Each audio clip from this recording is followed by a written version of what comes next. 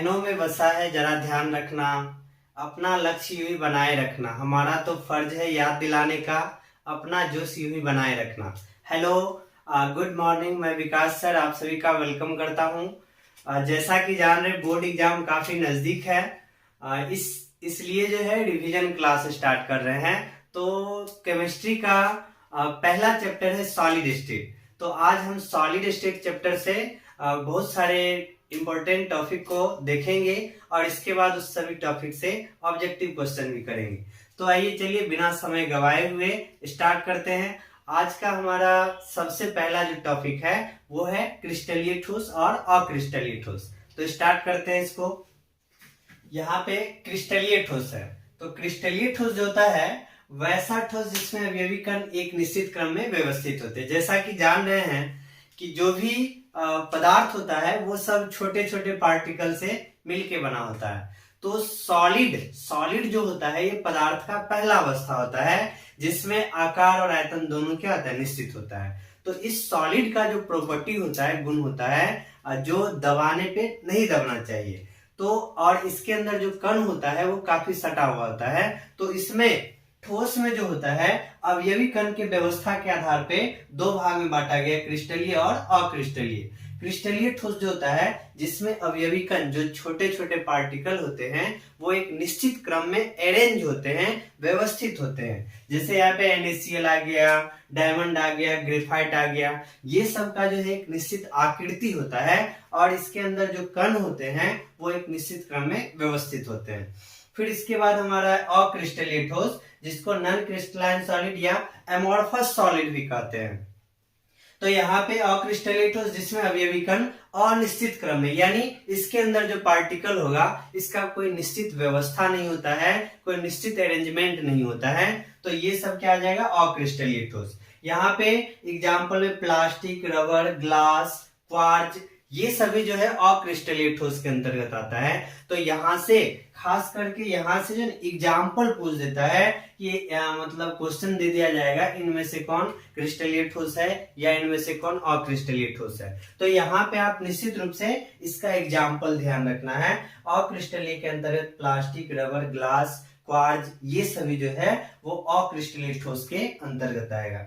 और यहाँ पे अवयवी कणों का व्यवस्था जो है वो निश्चित नहीं होता है और इसमें क्या होता है, निश्चित होता है। तो यहाँ पे क्रिस्टलीय और क्रिस्टलीय को जान गए। अब जो है इस दोनों में क्या सब डिफरेंस है, दोनों के विभिन्न गुणों के बारे में हम लोग जानेंगे। चलिए आइए इसको सीखते हैं। क्रिस्टलीय ठोस में जान चुके हैं कि अवयवी कण जो होता है, जो कंस्टिट्यूएंट पार्टिकल, छोटा छोटा कण होता है, वो निश्चित क्रम में व्यवस्थित होता है। पहला बात तो जान रहे हैं। फिर अक्रिस्टलीय ठोस में जो अवयवी कण होगा, छोटा छोटा पार्टिकल जो होगा, वो अनिश्चित क्रम में व्यवस्थित होता है। पहला बात ये ध्यान रखना है। इसके बाद क्रिस्टलीय ठोस जो है स्पष्ट विदलन, क्लीन क्लेवेज दर्शाता है, स्पष्ट विदलन दर्शाता है ये क्रिस्टलीय ठोस, स्पष्ट विदलन। और यहाँ पे अक्रिस्टलीय ठोस जो है ये स्पष्ट विदलन नहीं दर्शाता है, क्लीन क्लेवेज नहीं शो करता है। स्पष्ट विदलन मतलब हो गया कि यहाँ पे जो क्रिस्टलीय ठोस है, अगर इसको हम लोग किसी चाकू से या किसी भी चीज से काटेंगे तो काटने के बाद हम जिस दिशा में काटना चाहेंगे, जिस डायरेक्शन में काटेंगे, वो उसी डायरेक्शन में कटेगा, यानी अस्पष्ट कटता हुआ जाएगा, स्पष्ट विदलन दर्शाएगा। लेकिन यहाँ पे अक्रिस्टलीय ठोस है, अक्रिस्टलीय ठोस को अगर हम लोग काटना चाहेंगे तो काटेंगे सीधा और ये भागेगा टेढ़ा। जैसे अक्रिस्टलीय के अंतर्गत रबर आता है, तो रबर को देखिएगा किसी चाकू या ब्लेड से काटेंगे तो सीधा काटना चाहेंगे लेकिन वो ब्लेड क्या होता है, तिरछा भाग जाता है। यानी ये जो है अक्रिस्टलीय ठोस स्पष्ट विदलन नहीं दर्शाएगा। अब यहाँ पे है क्रिस्टलीय ठोस का गलनांक जो होता है वो सुस्पष्ट होता है, निश्चित होता है। यानी जो भी क्रिस्टलीय ठोस है उसका गलनांक यानी मेल्टिंग पॉइंट जो होगा वो स्पष्ट होगा, फिक्स होगा। जैसे कोई भी सॉलिड है, क्रिस्टलीय ठोस है, तो उसका गलनांक अगर फिक्स है कि 120 डिग्री सी है तो उसका गलनांक फिक्स ही रहता है 120 डिग्री सी। यानी क्रिस्टलीय के अंतर्गत जो भी पदार्थ होता है सबका गलनांक एक निश्चित होता है, फिक्स होता है। लेकिन अक्रिस्टलीय के अंतर्गत जो भी पदार्थ है उसका गलनांक जो होता है वो सुस्पष्ट नहीं होता है, उसका गलनांक यानी मेल्टिंग पॉइंट कोई निश्चित नहीं होता है। लेकिन क्रिस्टलीय ठोस का जो गलनांक होगा वो एक निश्चित होगा, सुस्पष्ट होगा, और अक्रिस्टलीय का सुस्पष्ट नहीं होगा। अब यहाँ पे है क्रिस्टलीय ठोस जो होता है इसको सत्य ठोस कहा जाता है, ट्रू सॉलिड। क्रिस्टलीय ठोस को जो सत्य ठोस कहा जाता है, क्योंकि जो सॉलिड का गुण होना चाहिए वो सारा गुण जो है क्रिस्टलीय ठोस में मौजूद होता है। क्रिस्टलीय ठोस में सॉलिड का 100% गुण पाया जाता है, इसलिए इसको जो है सत्य ठोस कहा जाता है। अक्रिस्टलीय ठोस को जो है असत्य ठोस या झूठा ठोस, जिसको हम लोग सूडो सॉलिड भी कहते हैं। तो असत्य ठोस इसलिए बोला जाता है इसको क्योंकि ये जो अक्रिस्टलीय ठोस है इसमें ये ठोस है लेकिन ठोस का 100% गुण नहीं होता है इसमें। जैसे रबर को देखते हैं, ठोस का गुण होता है दबाने पे नहीं दबना चाहिए, लेकिन रबर को दबाएंगे तो वो क्या होता है, दब जाता है। यानी अक्रिस्टलीय ठोस जो होता है इसको असत्य ठोस या झूठा ठोस कहते हैं। इसके बाद यहाँ पे है क्रिस्टलीय ठोस जो विषम दैशिक गुण दर्शाता है। विषम दैशिक और अक्रिस्टलीय ठोस जो होता है ये समदैशिक गुण दर्शाता है। विषम दैशिक गुण का अर्थ हुआ कि जो क्रिस्टलीय ठोस होता है इसके अंदर जो पार्टिकल है, कण छोटे छोटे अवयवी कण जो हैं, हम किसी भी डायरेक्शन में जाएंगे तो क्रिस्टलीय ठोस का जो गुण होता है, भौतिक गुण होता है, वो किसी भी दिशा में जाने पे अलग अलग गुण दर्शाता है। विषम दैशिक यानी अलग अलग डायरेक्शन में जाएंगे तो इसका भौतिक गुण जो होता है वो भिन्न भिन्न नजर आ जाता है, इसलिए इसको विषम दैशिक बोला गया है। और क्रिस्टलीय ठोस जो है यहाँ पे समदैशिक, सम मतलब होता है बराबर, किसी भी डायरेक्शन में जाएंगे तो सभी डायरेक्शन में इसका जो गुण होगा, भौतिक गुण, वो एक जैसा होता है। इस कारण से अक्रिस्टलीय ठोस जो हो जाएगा वो समदैशिक और क्रिस्टलीय ठोस जो होता है वो विषमदैशिक। अब इसके बाद यहाँ पे है क्रिस्टलीय ठोस जो होता है वो दीर्घ परास कोटि का होता है, लॉन्ग रेंज होता है। लेकिन जबकि अक्रिस्टलीय ठोस जो होता है वो शॉर्ट रेंज होता है। लॉन्ग रेंज कहने का अर्थ हुआ कि अगर क्रिस्टलीय ठोस में अवयवी कण का सजावट देखेंगे तो इसका सजावट इस तरह से लंबा दूरी तक, अगर किसी माइक्रोस्कोप या किसी चीज से अगर इसको देखा जाए तो इसका जो अरेंजमेंट होता है वो लंबा दूरी तक एक ही जैसा रहता है। क्रिस्टलीय ठोस में लंबा दूरी तक अरेंजमेंट क्या रहेगा, एक ही जैसा रहेगा, इसलिए इसको जो है दीर्घ परास बोलते हैं। जबकि अक्रिस्टलीय ठोस में क्या होगा कि ये जो अरेंजमेंट है वो ज्यादा दूर तक नहीं रहेगा, शॉर्ट रेंज तक रहेगा। शॉर्ट रेंज रहेगा, फिर इसका जो है अरेंजमेंट वो चेंज होने लगेगा, इसलिए जो है इसको अक्रिस्टलीय ठोस बोला गया है। अक्रिस्टलीय ठोस में अवयवी कण जो होगा वो शॉर्ट रेंज लघु परास कोटि का होता है, कुछ दूर सेम रहेगा फिर डिफरेंट हो जाएगा। तो इस तरह से ये जो है हम लोग का क्रिस्टलीय ठोस और अक्रिस्टलीय ठोस का गुण है, और इसके गुण से रिलेटेड भी ऑब्जेक्टिव क्वेश्चन पूछा जाता है, तो प्रत्येक गुण को भी ध्यान रखना है। यहाँ पे सब्जेक्टिव क्वेश्चन भी पूछा जाता है। अब हमारा जो नेक्स्ट टॉपिक होगा वो क्रिस्टलीय ठोस का प्रकार। क्रिस्टलीय ठोस का प्रकार जैसे हम लोग जान रहे, क्रिस्टलीय ठोस जो है टोटल 4 प्रकार के, आयनिक क्रिस्टलीय ठोस, सहसंयोजक ठोस, आणविक ठोस और धात्विक ठोस। आइए अब जो है इसके प्रकार के बारे में हम लोग जानते हैं। क्रिस्टलीय ठोस के प्रकार में सबसे पहला आयनिक ठोस, फिर सहसंयोजक ठोस, आणविक ठोस और धात्विक ठोस। बारी बारी से सभी के प्रॉपर्टी के बारे में, सभी के बारे में चर्चा करते हैं। तो यहाँ पे सबसे पहला हमारा आयनिक ठोस। आयनिक ठोस जो होता है इसमें जो कण होता है ये आयन हो जाएगा। आयनिक सॉलिड यानी आयनिक ठोस में जो छोटा छोटा पार्टिकल होगा, कण जो हो जाएगा वो आयन हो जाएगा। सहसंयोजक ठोस जो है यहाँ पे जो कण हो जाएगा, पार्टिकल जो हो जाएगा वो परमाणु आ जाएगा। इसके बाद आणविक ठोस जो है, यहाँ पे आणविक ठोस मॉलिक्यूलर सॉलिड, इसका जो कण होगा, पार्टिकल जो हो जाएगा वो अणु आ जाएगा। आणविक कण में क्या आ जाएगा, अणु आ जाएगा। और यहाँ पे धात्विक ठोस है, यहाँ पे जो पार्टिकल होगा, छोटा छोटा जो कण होगा वो धातु परमाणु, धातु का परमाणु होगा, तो यहाँ पे ये सब का कण हो गया। अब इसके बाद बंधन, यहाँ पे जो आयनिक ठोस है, आयनिक सॉलिड, ये जो बंधन बनाता है, इसके बंधन को हम लोग आयनिक बंधन कहेंगे। यहाँ पे आयनिक ठोस में जो छोटा छोटा पार्टिकल यानी आयन जो जुड़ा हुआ रहता है, वो आयनिक बंधन के कारण जुड़ा हुआ रहता है। इसके बाद सहसंयोजक ठोस जो है, यहाँ पे जो परमाणु जुड़े हुए रहते हैं वो सभी का सभी सहसंयोजक बंधन के द्वारा जुड़े रहते हैं। सहसंयोजक बंधन का निर्माण करके यहाँ पे जुड़ता है। अब इसके बाद यहाँ पे जो आणविक ठोस है, ये आणविक ठोस जो होता है वो 3 प्रकार का होता है। आणविक ठोस यानी मॉलिक्यूलर सॉलिड जो हो जाएगा वो यहाँ पे 3 तरह का आ जाता है। तो हमारा सबसे पहला आणविक ठोस जो हो जाता है वो अध्रुवीय नॉन पोलर मॉलिक्यूलर सॉलिड, अध्रुवीय आणविक ठोस। इसके बाद दूसरा जो हो जाता है वो ध्रुवीय आणविक ठोस हो जाता है, और तीसरा जो होता है वो हाइड्रोजन बंधित आणविक ठोस होता है। इस तरह से यहाँ पे मॉलिक्यूलर सॉलिड जो होता है वो 3 तरह का, ध्रुवीय, अध्रुवीय और हाइड्रोजन बंधित आणविक ठोस। यहाँ पे जो अध्रुवीय होता है इसमें वांडर वाल बल काम करता है, जो एक बहुत ही वीक फोर्स है, वांडर वाल बल यहाँ पे काम करेगा अध्रुवीय आणविक ठोस में। और यहाँ पे जो ध्रुवीय आणविक ठोस है, ध्रुवीय मतलब ध्रुव में बदल जाना, जो प्लस माइनस में टूट जाता है, वो सब ध्रुवीय के अंतर है। जैसे HCl, H प्लस और Cl माइनस में, तो यहाँ पे प्लस माइनस में टूटा है तो प्लस माइनस जो होता है वहां पे विद्युत आकर्षण बल, तो ध्रुवीय आणविक ठोस जो होगा यहाँ पे क्या काम करेगा, विद्युत आकर्षण बल काम करेगा। और यहाँ पे हाइड्रोजन बंधित है तो यहाँ पे हाइड्रोजन बंधन काम करेगा। यहाँ पे हाइड्रोजन बंधित आणविक ठोस में हाइड्रोजन बंधन का निर्माण होगा। अब यहाँ पे धात्विक ठोस है, तो धात्विक ठोस के अंतर्गत जो परमाणु होते हैं वो धातुई बंधन, मेटेलिक बॉन्ड के द्वारा आपस में जुड़े हुए रहते हैं। अब यहाँ पे हम लोग गलनांक देखेंगे, तो गलनांक जो हो जाएगा, यहाँ पे आयनिक ठोस है तो आयनिक ठोस का जो गलनांक हो जाएगा वो उच्च हो जाएगा। आयनिक ठोस का गलनांक क्या हो जाएगा, उच्च हो जाएगा।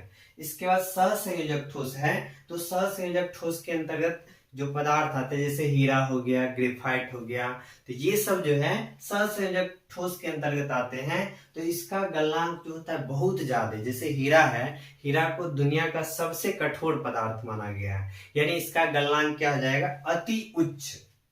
यहाँ पे जो गलनांक हो जाएगा बहुत ज्यादा हो जाएगा, अति उच्च गलनांक होता है ये सहसंयोजक ठोस का। इसके बाद यहाँ पे जो आणविक ठोस है, आणविक ठोस के अंतर्गत जो भी है सभी का गलनांक क्या आ जाएगा, निम्न हो जाएगा। फिर इसका ध्रुवीय का भी, हाइड्रोजन बंधित का भी, सबका गलनांक क्या होता है, निम्न होता है। अब यहाँ पे धात्विक ठोस है, धातु है, मेटल है, तो धातु का जान रहे गलनांक क्या होता है, उच्च होता है। तो धात्विक ठोस के अंतर्गत जो भी पदार्थ है सबका गलनांक क्या आ जाएगा, उच्च हो जाएगा। अब यहाँ पे चालकता का बात करते हैं, तो जो आयनिक ठोस है, ये आयनिक ठोस जो है विद्युत का कुचालक हो जाएगा। आयनिक ठोस जो हो जाएगा विद्युत का कुचालक। आयनिक ठोस के अंतर्गत आ जाता है NaCl आ जाएगा, फिर KCl आ जाएगा, फिर यहाँ पे K2SO4 आ जाएगा। ये सब जो आता है वो आयनिक ठोस के अंतर्गत आता है। तो ये सब जो है विद्युत का कुचालक होता है। लेकिन यहाँ पे एक क्वेश्चन पूछ देता है कि आयनिक ठोस जो होता है ये ठोस अवस्था में विद्युत का कुचालक होगा, लेकिन द्रवित या गलित अवस्था में जो है विद्युत का सुचालक हो जाएगा। विद्युत धारा कैसे प्रवाह होने लगेगा, किस अवस्था में, द्रवित या गलित अवस्था में। तो यहाँ पे क्वेश्चन रहेगा, आयनिक ठोस द्रवित या गलित अवस्था में विद्युत का सुचालक होता है, जबकि ठोस अवस्था में विद्युत का कुचालक होता है। क्यों? तो यहाँ पे जो आयनिक ठोस है जब ये द्रवित या गलित अवस्था में आता है तो यहाँ पे जो ठोस है वो आयन में कन्वर्ट हो जाता है। NaCl है तो Na+ और Cl- में कन्वर्ट हो जाता है। तो जब ये आयन में कन्वर्ट हो जाता है तो विद्युत धारा का इससे चालन होना शुरू हो जाता है। इसलिए ध्यान रखना है, आयनिक ठोस जो होगा वो ठोस अवस्था में, सॉलिड स्टेट में विद्युत का कुचालक, जबकि द्रवित या गलित अवस्था में विद्युत का सुचालक। तो ये आ गया। अब इसके बाद सहसंयोजक ठोस जो होता है ये भी विद्युत का कुचालक होता है, लेकिन यहाँ पे सहसंयोजक ठोस के अंतर्गत आता है एग्जाम्पल में हीरा हो गया, ग्रेफाइट हो गया, ये सब जो है ये सब जो आता है हीरा और ग्रेफाइट जो हो गया ये सब सहसंयोजक ठोस के अंतर्गत आता है। तो हीरा तो विद्युत का कुचालक है, लेकिन ग्रेफाइट जो होता है विद्युत का सुचालक होता है। तो यहाँ पे ये अपवाद में आ जाता है, अपवाद में क्या आ जाएगा, ग्रेफाइट। तो सहसंयोजक ठोस जो होता है वो विद्युत का कुचालक होगा, लेकिन अपवाद में क्या है, ग्रेफाइट जो सहसंयोजक ठोस है, लेकिन ये ग्रेफाइट क्या है, विद्युत का सुचालक है। तो यहाँ पे हम लोग देख लिए। अब इसके बाद आणविक ठोस जो होता है इसमें जो भी है ये सब का सब विद्युत का कुचालक ही होगा। यहाँ पर अध्रुवीय के अंतर्गत आ जाएगा H2 आ जाएगा, I2 आ जाएगा, N2 आ जाएगा, ये सब जो है अध्रुवीय के अंतर्गत आ जाएगा, अध्रुवीय के अंतर्गत आ जाएगा। इसके बाद फिर यहाँ पे ध्रुवीय के अंतर्गत जो ध्रुव में बदल जाए HCl आ गया ध्रुवीय के अंतर्गत। हाइड्रोजन बंधित के अंतर्गत H2O आ गया, और H2O जो है जिस समय ये बर्फ के रूप में रहे, क्योंकि H2O तो जल होता है, यहाँ पे सॉलिड बोल रहा है आणविक ठोस, तो बर्फ जो है ये ठोस अवस्था में होता है, तो H2O जो है हाइड्रोजन बंधित आणविक ठोस हो जाएगा। अब इसके बाद यहाँ पे धात्विक ठोस के अंतर्गत जो भी मेटल है, धातु है, ये सब तो विद्युत का सुचालक होता है, इसलिए क्या हो जाएगा, विद्युत का सुचालक हो जाएगा। और यहाँ पे Fe हो गया, कोबाल्ट हो गया, निकेल हो गया, ये सब जो है विद्युत का क्या होता है, सुचालक होता है, और ये धात्विक ठोस के अंतर्गत आता है। तो यहाँ तक सीख गए। अब जो है फिर हम नेक्स्ट टॉपिक पे चलते हैं। इसके बाद सीखेंगे एकक कोष्टिका के बारे में, एकक कोष्टिका यूनिट सेल। और यहाँ से जो है बहुत सारा ऑब्जेक्टिव आने वाला है, ये यहाँ पे जो है बहुत ज्यादा इंपॉर्टेंट टॉपिक यहाँ पे समझेंगे, और बहुत बेहतर से इसको समझना है, पूरा एकदम माइंड में आ जाएगा निश्चित रूप से। तो यहाँ पे एकक कोष्टिका यूनिट सेल जो होता है, कोई भी सॉलिड है, किसी भी ठोस का सबसे छोटा भाग होता है जिसमें उस ठोस के सभी गुण मौजूद होते हैं। अब फिर से उसको 3 डायमेंशनल अरेंजमेंट करेंगे तो फिर से सॉलिड हमको मिल जाएगा। यानी एकक कोष्टिका जो हो जाएगा किसी भी सॉलिड का सबसे छोटा पार्ट, स्मॉलेस्ट पार्ट है। और एकक कोष्टिका को जो है टोटल यहाँ पे हम लोग 4 भाग में देखेंगे, SCC, FCC, BCC और ECC। SCC simple cubic crystal, FCC face centred cubic crystal, BCC body centred cubic crystal, ECC end centred cubic crystal. इस तरह से यहाँ पे चारों को हम लोग तो देखना है। तो सबसे पहला सिंपल क्यूबिक क्रिस्टल क्या होगा कि यहाँ पे जो क्यूब होगा घन के आकार का, तो घन के प्रत्येक कोना पे एक एक परमाणु होगा। यानी यहाँ पे SCC में जो है घन के प्रत्येक कोना पे, सबसे पहले घन देख लीजिए, घन आप लोग देख लीजिए, यहाँ पे इस तरह का ये घन है। तो घन में क्या है, SCC, ये जो आकृति है SCC का सिंपल क्यूबिक क्रिस्टल, यहाँ पे जो क्यूब है इसके प्रत्येक कोना पे क्या है, एक एक परमाणु है, प्रत्येक कोना पे एक एक परमाणु है। सबसे पहले हम लोग जान लेंगे क्यूब में टोटल कितने कोना, कितने किनारा, ये सारा चीज। जैसे यहाँ पे हमारे पास घन है, तो घन में देखिएगा टोटल 12 गो किनारा, पहला, दूसरा, तीसरा, चौथा, पांचवा, छठा, 7, 8, 9, 10, 11, 12। यानी क्यूब जो होता है इसमें टोटल 12 गो किनारा, और कोना का कॉर्नर जो होता है वो टोटल 8। यहाँ पे देखिएगा टोटल 8 गो बॉल नजर आएगा, 8 गो कॉर्नर है। इसके बाद यहाँ पे जो सतह है, सरफेस है, इसका संख्या 6 गो होगा टोटल। ये पहला सतह, फिर ये हमारा दूसरा सतह, ये हमारा तीसरा सतह, ये चौथा, ये पांचवा सतह और ये छठा सतह, टोटल 6 गो सतह। तो हम लोग को जो एकक कोष्टिका पढ़ना है वो घन के आकार का, क्यूब के आकार का पढ़ना है। तो सबसे पहला जो एकक कोष्टिका है SCC में क्या होगा, ये क्यूब है, इसके प्रत्येक कोना पे एक एक एटम रहेगा, प्रत्येक कोना पे एटम रहेगा, तो वो हो जाएगा हमारा SCC। अब इसके बाद दूसरा है हमारा FCC में क्या होगा कि जो क्यूब है प्रत्येक कोना पे तो परमाणु रहेगा ही, इसके बाद प्रत्येक सतह पे, यहाँ पे जितना भी सतह है इस सतह पे परमाणु है, फिर यहाँ पे है परमाणु, फिर यहाँ पे है, यानी क्यूब के प्रत्येक सतह पे परमाणु होगा FCC में। प्रत्येक सतह पे परमाणु, प्रत्येक कोना के साथ साथ प्रत्येक सतह पे भी परमाणु होगा। इसके बाद हमारा जो BCC body centred cubic crystal, तो यहाँ पे प्रत्येक कोना के साथ साथ एक परमाणु जो होगा इस क्रिस्टल के बीच में, बॉडी के बीच में होगा, तो ये संरचना हमारा हो जाएगा BCC संरचना। इसके बाद यहाँ पे ECC संरचना जो होता है, प्रत्येक कोना के साथ साथ किसी दो विपरीत सतह पे ये परमाणु उपस्थित होगा। कहने का अर्थ प्रत्येक कोना पे तो परमाणु है ही, इसके अलावा किसी दो विपरीत सतह, अगर एक परमाणु इस सतह पे है तो दूसरा परमाणु इस सतह पे होगा। सिर्फ दो ही सतह पे, एक परमाणु अगर यहाँ पे है तो दूसरा परमाणु हर हाल में इस सतह पे होगा। तो प्रत्येक कोना के साथ साथ किसी दो विपरीत सतह पे परमाणु उपस्थित होता है। तो यहाँ पे ये हमारा संरचना है। तो संरचना यहाँ पे देख लिए। अब हम लोग जानेंगे यहाँ पे कुल परमाणु की संख्या। तो कुल परमाणु की संख्या जो SCC है, इस SCC में कुल परमाणु की संख्या 1 है। ये 1 कैसे है परमाणु की संख्या, इस बात पे हम लोग सोचेंगे। तो यहाँ पे जैसे यहाँ पे आप घन देख रहे हैं, क्यूब देख रहे हैं, तो क्यूब में एक चीज नजर आता होगा, ये हमारा जो किनारा है, किनारा से बॉल का कुछ हिस्सा जो है बाहर है, कुछ हिस्सा जो है बाहर है। क्योंकि सॉलिड यानी ठोस में प्रत्येक कण क्या होते हैं, सटे सटे होते हैं। यहाँ पे जो हम क्यूब बनाए हैं, वास्तव में ठोस में जो रहता है सभी बॉल एक दूसरे से क्या रहता है, सटा हुआ रहता है। यहाँ पे सभी को सटा देंगे तो फिर क्यूब दिखेगा नहीं, इसलिए यहाँ पे हम क्यूब बनाए हैं। तो यहाँ पे देख रहिएगा कि ये जो सतह मतलब किनारा है, इससे बॉल का कुछ हिस्सा बाहर है, बॉल का कुछ भाग जो है बाहर है। तो यहाँ पे हम लोग को ये पता करना है कि SCC में, यानी जो हमारा सिंपल क्यूबिक क्रिस्टल है, सभी बॉल को अगर हम सटा देंगे तो जो क्यूब बन रहा है इसके अंदर, तो इस घन के अंदर परमाणु का टोटल कितना भाग इस घन के अंदर है, ये हम लोग को पता करना है। तो SCC में परमाणु के अंदर जो है वो टोटल ये घन के अंदर टोटल कितना परमाणु है, ये हम लोग को पता करना है। तो SCC में टोटल कोना का संख्या कितना होता है, 8, कॉर्नर का संख्या 8 है। अब एक परमाणु का कितना हिस्सा, कितना भाग जो है इस घन के अंदर है, ये हम लोग को पता लगाना है। एक परमाणु का कितना हिस्सा इस घन के अंदर है, ये पता लगा लेंगे। तो टोटल 8 को कोना है, एक परमाणु का कितना हिस्सा घन के अंदर है ये पता चल जाएगा। तो उसमें टोटल 8 को परमाणु है, 8 से गुना कर देंगे तो हमको इस घन के अंदर यानी इस SCC के अंदर टोटल कितना परमाणु है ये पता चल जाएगा। तो यहाँ पे हम लोग देखते हैं ये SCC है।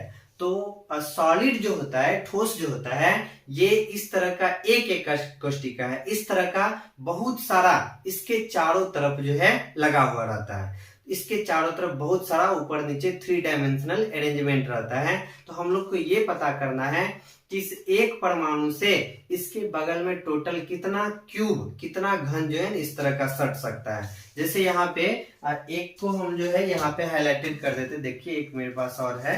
तो यहाँ पे क्या करते हैं, सबसे पहले यहाँ पे हमारे पास जो घन है इसमें एक परमाणु को थोड़ा सा हम लोग हाईलाइटेड कर देते हैं। यहाँ पे जो है इसको हम लोग कलर कर दिए। अब यहाँ पे हमको सिर्फ इस परमाणु पे फोकस करना है, सिर्फ एक परमाणु पे फोकस करेंगे, इस पे फोकस करेंगे और हम लोग देखेंगे कि इस तरह का घन जो है कितना घन इसके आसपास रखा जाएगा ऊपर नीचे करके चारों दिशा में, कि ये परमाणु कितने घन से टच हो सकता है, कितने घन से टच हो सकता है, ये हम लोग को देखना है। तो सबसे पहले हमारे पास एक घन ये है, दूसरा घन अगर यहाँ पे रखेंगे तो ये दूसरा घन जो है इस परमाणु से, सिर्फ इस परमाणु पे, एक परमाणु पे अभी हम लोग को फोकस करना है। हमारे पास ये घन है, तो यहाँ पे ये घन में अगर दूसरा घन हम लोग रखते हैं तो यहाँ पे दूसरा घन टच हो गया। सिर्फ एक परमाणु पे यहाँ पे फोकस कीजिएगा, बहुत ही आसान है, आसानी से समझ में आ जाएगा। हमारे पास ये परमाणु है और दूसरा घन यहाँ पे टच कर दिए, दूसरा हो गया, यानी अभी दो घन हो गया। फिर इसके बाद देखिए पहला हो गया, दूसरा हो गया, फिर यहाँ रखेंगे तीसरा हो जाएगा, फिर यहाँ रखेंगे चौथा हो जाएगा। बार बार कर रहे हैं, आप लोग ध्यान से देखिएगा। इस परमाणु को ही हम लोग को देखना है, सिर्फ एक परमाणु से देख लेते कितना घन टच हो रहा है। तो पहला तो घन ये है, दूसरा घन हमारा ये हो गया, दूसरा घन हो गया, फिर तीसरा घन ये हो गया और फिर चौथा घन ये हो गया। अब 4 घन हो गया। फिर इसके ऊपर अगर हम लोग रख देंगे तो 5वां घन ये हो जाएगा। फिर यहाँ रख देंगे तो 6ठा क्यूब हो गया। फिर यहाँ रख देंगे तो 7वां हो जाएगा। फिर यहाँ रख देंगे तो 8वां हो जाएगा। अब जैसे यहाँ पे टच है, यहाँ पे रखा हुआ है, इसके ऊपर अगर इस तरह का घन रखेंगे तो वो इस परमाणु से टच होगा? कभी नहीं टच होगा। और इस तरह का परमाणु है, इसके नीचे अगर इस तरह का घन रख दिए तो इस परमाणु से टच होगा? नहीं टच होगा। तो यहाँ पे हम लोग देख रहे हैं कि इस परमाणु से जो है टोटल 8 घन टच हो रहा है। जैसे यहाँ पे 1 हो गया, 2 हो गया, 3 हो गया, फिर 4 हो गया, फिर 5 हो गया, फिर 6 हो गया, फिर 7 हो गया, फिर यहाँ पे 8। यानी यहाँ पे हम लोग को ये पता चला है कि एक परमाणु से टोटल कितना घन टच हो गया? एक परमाणु से टोटल 8 घन टच हो गया। मतलब एक परमाणु को 8 जगह बांटना है। एक परमाणु जो है वो टोटल 8 घन में जाता है। तो एक परमाणु को 8 जगह बांटना है तो प्रत्येक का कितना हिस्सा होगा? 1/8 हिस्सा होगा। जैसे हमारे पास 1 रुपया है, 2 जगह बांटेंगे तो 1/2 का हिस्सा होगा। उसी तरह यहाँ पे जो है टोटल परमाणु जो है, एक परमाणु से देखे इसके चारों तरफ जो क्यूब रखेंगे, घन रखेंगे, टोटल 8 घन टच हो जाएगा। तो एक परमाणु को 8 घन में हिस्सा देना है। तो एक परमाणु को 8 घन में हिस्सा देना है। टोटल यहाँ पे देखिए, टोटल परमाणु का संख्या, टोटल कोना का संख्या 8 है। एगो का हिस्सा हो गया 1/8। मतलब एक परमाणु का 1/8 हिस्सा जो है एक घन में है। इसलिए यहाँ पे टोटल क्या गो घन टच हो गया? 8 गो। इसलिए 8 में 8 कट गया तो टोटल परमाणु का संख्या कितना हो गया? 1। यानी एससीसी में कुल परमाणु की संख्या हो जाएगा, 1 परमाणु हो जाएगा एससीसी में। यानी यहाँ पे एक कोना पर परमाणु का 1/8 हिस्सा जो है अवेलेबल है। यानी यहाँ पे जो हमारे पास क्यूब है, इस एक परमाणु का 1/8 हिस्सा जो है इस घन के अंदर है। एक परमाणु का 1/8 हिस्सा है, इसलिए 8 परमाणु से यहाँ पे गुना कर दिए, क्योंकि 8 को कोना है। इसलिए हमारे पास कुल परमाणु की संख्या कितना हो गया? 1। तो यहाँ पे ध्यान रखना है, एससीसी में कुल परमाणु का संख्या कितना आ जाएगा? 1। अब यहाँ पे एफसीसी में पता करते हैं। एफसीसी में पता करते हैं तो एफसीसी में हम लोग जान रहे प्रत्येक कोना पर है, तो कोना से हम लोग को टोटल एगो परमाणु मिल जाएगा। कोना से कितना मिल जाएगा? 1। अब सतह का बात करते हैं। सतह है यहाँ पे, जैसे हमारे पास सरफेस है, सतह है, तो सतह पे यहाँ पे अगर हम लोग परमाणु रखते हैं, सतह पे परमाणु रखते हैं, तो दूसरा अगर घन यहाँ पे आएगा तब जो है ये परमाणु, ये जो परमाणु हमारे पास है, ये परमाणु इस घन में टच हो जाएगा। अगर इस घन को यहाँ रखते हैं तो ये परमाणु कभी टच नहीं होगा। यानी यहाँ पे परमाणु अगर सतह पे रखा जाए तो सिर्फ और सिर्फ 2 घन, 2 क्यूब जो है टच हो सकता है। यानी सतह पे जो परमाणु है, सतह पे, सरफेस पे, तो एक परमाणु से 2 घन टच हो सकता है। इसलिए एक परमाणु से 2 घन टच हो सकता है, इसलिए इस परमाणु को 2 भाग में बांटेंगे। तो एक को 2 भाग में बांटेंगे, एक को जो है 2 भाग में बांटेंगे। यानी एक को 2 भाग में बांटे तो आधा आधा हिस्सा, एक सतह पे आधा है तो टोटल सतह का संख्या 6 होता है। सतह का संख्या 6 होता है। तो यहाँ पे टोटल सतह से जो परमाणु आया वो 3 गो, और कोना से जो परमाणु था वो 1 गो। कोना से 1 परमाणु और टोटल सतह से कितना आ गया? 3। यानी कहने का अर्थ हुआ कि अगर हम सतह पे परमाणु रख देते हैं तो इस सतह का आधा हिस्सा जो है इस घन के अंदर है, आधा हिस्सा इसके ऊपर जो घन रखेंगे उस पे रहेगा। तो एफसीसी में चूंकि प्रत्येक सतह पे, तो सतह का संख्या टोटल है कितना? 6 है। सतह का संख्या 6 है, तो एक सतह पे 1/2, तो 6 गो सतह पे 1/2 गुना 3, यानी टोटल 1/2 गुना 6 यानी 3। तो 3 सतह से, एक कहाँ मिल गया? कोना से। इस तरह से एफसीसी में कुल परमाणु का संख्या कितना आ जाएगा? 4। अब यहाँ पे बीसीसी में हम लोग जान चुके हैं प्रत्येक कोना से जो परमाणु आता है वो एक बार प्रत्येक कोना मिला के एगो परमाणु। अब बीसीसी में क्या होगा? प्रत्येक कोना के साथ साथ एक परमाणु बॉडी के बीच में रहता है। बॉडी के बीच में है तो टोटल का टोटल हिस्सा इसी का हो गया, टोटल हिस्सा इसी का हो गया। इसका मतलब प्रत्येक कोना से एगो परमाणु बॉडी के बीच में है तो टोटल कितना परमाणु, 2 गो परमाणु। अब यहाँ पे ईसीसी का बात करते हैं तो ईसीसी में हम लोग देख रहे हैं प्रत्येक कोना से एक आ गया और 2 गो सतह पे है तो एक सतह पे 1/2 तो 2 गो सतह पे 1/2 गुना 2 यानी 1 परमाणु, यानी प्रत्येक कोना से एक आ गया, एक सतह से 1/2, दुइये गो सतह पे है तो इस तरह से यहाँ पे 1, इस तरह से टोटल परमाणु का संख्या कितना आ गया, 2 आ गया। तो इस हिस्से में टोटल परमाणु का संख्या 2 आ गया। अब इसके बाद यहाँ पे इसका रेडियस, जिस समय पैकिंग फ्रिक्शन निकाल रहे थे संकुलन क्षमता, उस समय सबका रेडियस इतना कैसे आता है वो सारा चीज क्लासरूम में बताया गया है। यहाँ तो शॉर्ट में हमको रिवीजन करना है, इसलिए रेडियस से रिलेटेड फॉर्मूला ध्यान रखिए। एससीसी का रेडियस 1/a/2 होता है, फिर एफसीसी का रेडियस ध्यान रखना है, सबका त्रिज्या याद रखना है क्योंकि इससे शॉर्ट क्वेश्चन पूछा जाता है। ऑब्जेक्टिव क्वेश्चन भी दे देता है कि किसका त्रिज्या कितना है। फिर इसका संकुलन क्षमता, पैकिंग फ्रैक्शन, एससीसी का 52.4%, ये सारा चीज निकाला गया है। फिर बीसीसी का 68%, तो ये हो गया संकुलन क्षमता। 100 में से संकुलन क्षमता को घटा देंगे तो वही हमारा हो जाएगा रिक्तिका यानी वॉइड। 100 में से 68 घटा दिए तो 32% रिक्तिका, 100 में से 74 घटा दिए तो 26% रिक्तिका। तो ये जो है हमारा इम्पोर्टेंट है, इससे भी बहुत सारा ऑब्जेक्टिव क्वेश्चन रहता है तो इसलिए इसको भी ध्यान रखना है। अब हम लोग चलते हैं ऑब्जेक्टिव क्वेश्चन की तरफ, कुछ ऑब्जेक्टिव क्वेश्चन का भी प्रैक्टिस कर लेते हैं।